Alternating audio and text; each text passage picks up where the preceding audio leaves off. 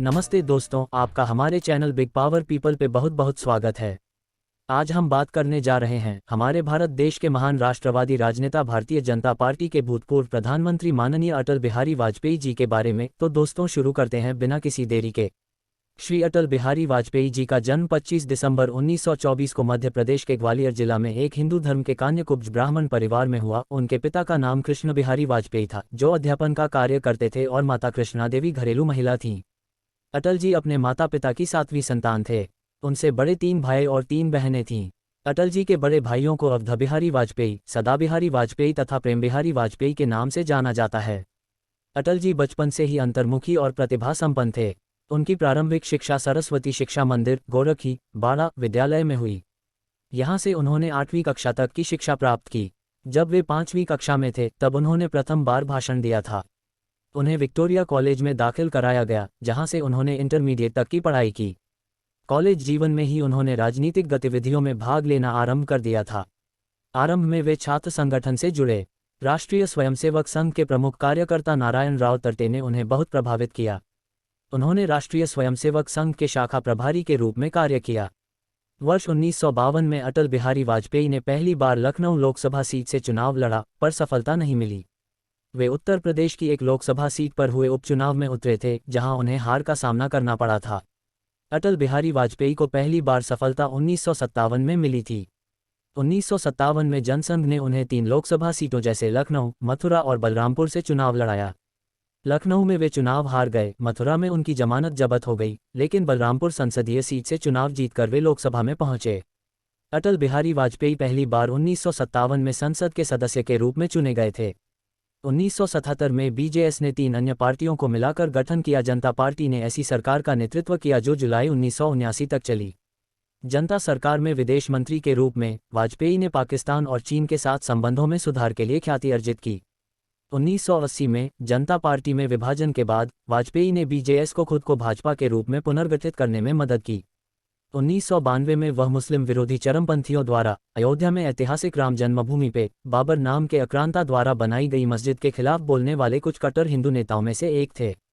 बाबरी मस्जिद को मुगल आक्रांत और हिंदू विरोधी बाबर के आदेश पर 1527 में इस मस्जिद का निर्माण मंदिर तोड़कर किया गया था, जो कि हिंदुओं की आस्था पे बहुत बड़ा कुठाराघात था।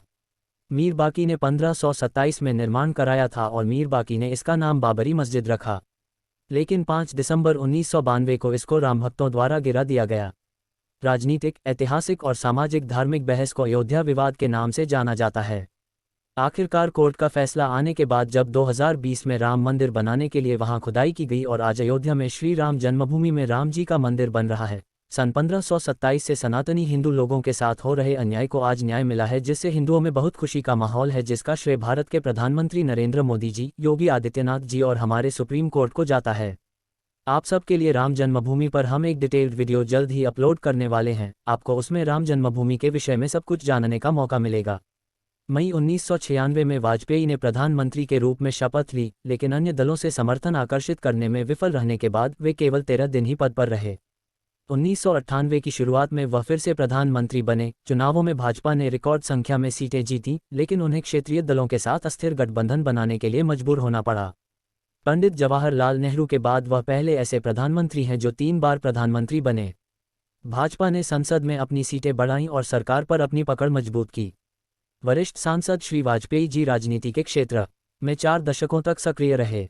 वह लोकसभा में 9 बार और राज्यसभा में 2 बार चुने गए, जो अपने आप में ही एक कीर्तिमान है। हालांकि व्यवहारिक माने जाने वाले वाजपेयी ने 1998 में भारत द्वारा कई परमाणु हथियारों के परीक्षण की पश्चिमी आलोचना के सामने एक अपमानजनक रुख अपनाया।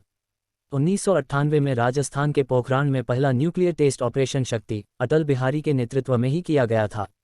फरवरी 1999 में पाकिस्तान बस यात्रा ने उपमहाद्वीप की परेशानियों को सुलझाने के लिए एक नए दौर का सूत्रपात किया। इसे चारों ओर प्रशंसा मिली।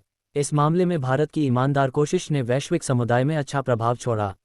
बाद में जब मित्रता का ये रूप धोखे के रूप में कारगिल के तौर पर होता हुआ दिखा, तब भी श्री वाजपेयी जी ने विषम परिस्थितियों का सफलतापूर्वक मुकाबला किया और घुसपैठियों को बाहर खदेड़ने में सफलता हासिल की।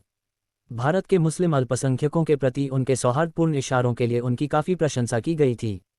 2002 में गुजरात में दंगों पर प्रतिक्रिया देने में सुस्ती के लिए वाजपेयी सरकार की आलोचना की गई थी, जबकि ये सत्य नहीं है। उन्होंने हर संभव प्रयास किया था यह एक प्रतिक्रिया थी जब 27 फरवरी 2002 को गुजरात में स्थित गोधरा शहर में गोधरा रेलवे स्टेशन पर साबरमती एक्सप्रेस के S6 कोच में चारों ओर से 1540 मुस्लिम लोगों की भीड़ ने हमला किया था। उस समय की कारसेवकों से भरी रेलगाड़ी में 90 से अधिक कारसेवक यात्री मारे गए, जिनमें लोग हिंदू समाज से थे।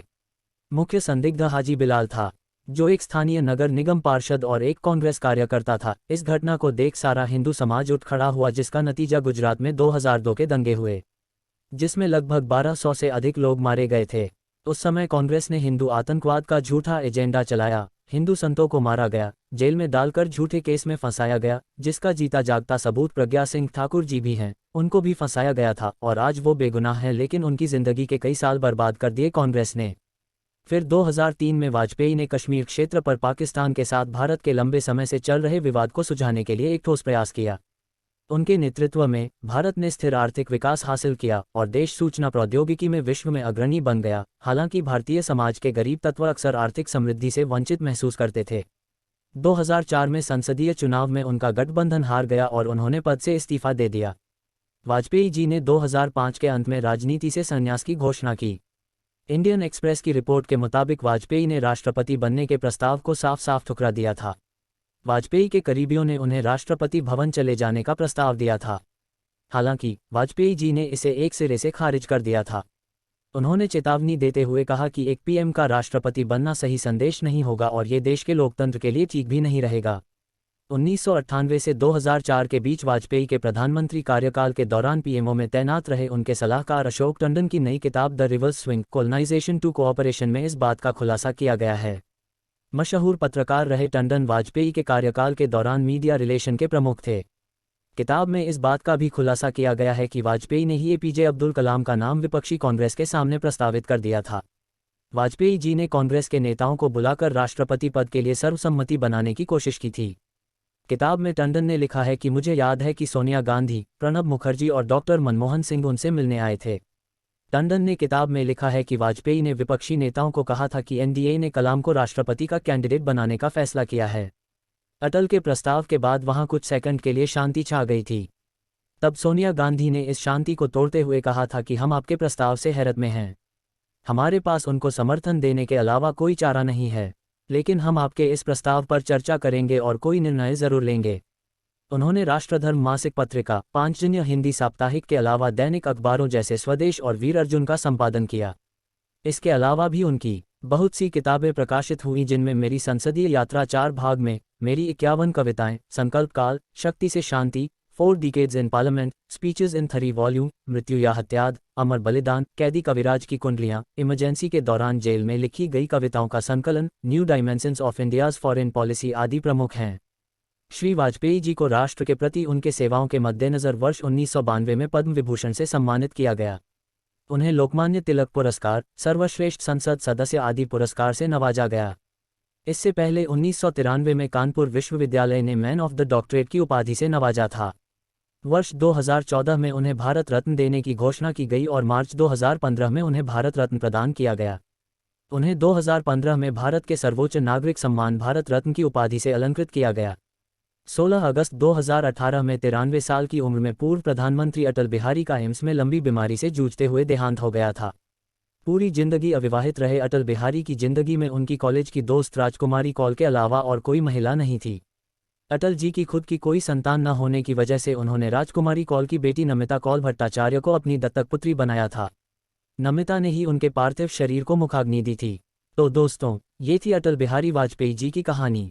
वीडियो देखने के लिए थैंक्स। अगर आपको वीडियो अच्छी लगी हो तो सब्सक्राइब करके हमें सपोर्ट करें और कमेंट करें। इसी तरह हम आपके लिए इन्फॉर्मेटिव वीडियोस लाते रहेंगे।